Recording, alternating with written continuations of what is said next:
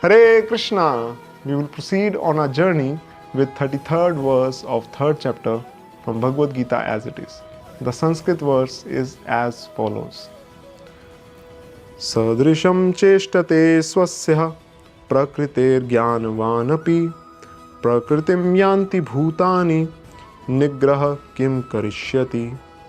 So the English translation is as follows. Even a man of knowledge acts according to his own nature, for everyone follows the nature he has acquired from the three modes.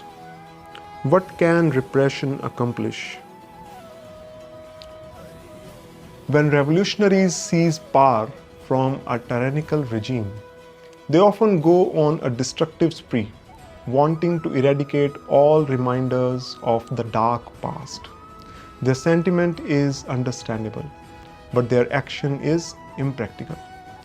Even if they succeed in eradicating the past's external symbols, still they themselves, their mentalities, motivations, and missions have all arisen from the past.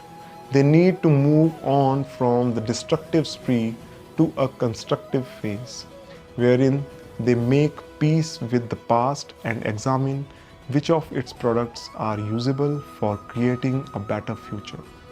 We undergo a revolution of consciousness when we move from a materialistic life marked by unworthy activities to a devotional life filled with pure Krishna-centered activities. While going through this revolutionary change, we may feel driven to eradicate all reminders of our past, lest they trigger old unwanted desires. Certainly, we need to protect ourselves from relapsing into past godless indulgences. But protecting ourselves doesn't necessitate eradicating our past. In fact, such eradication is impossible.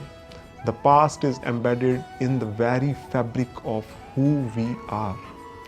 From the way we have lived in the past, in this and previous lives, we have acquired a particular psychophysical nature that is innate to our material side. We can't wish away this nature, as the Bhagavad Gita says, by asking rhetorically, what can repression accomplish? Instead of resenting or rejecting our past, we need to move on towards engaging its product. Indeed, the whole Varnashram system of social organization was meant to harmonize people's material nature with their spiritual growth. In that spirit, we can non-judgmentally examine our present nature and determine how to best use it for serving Krishna.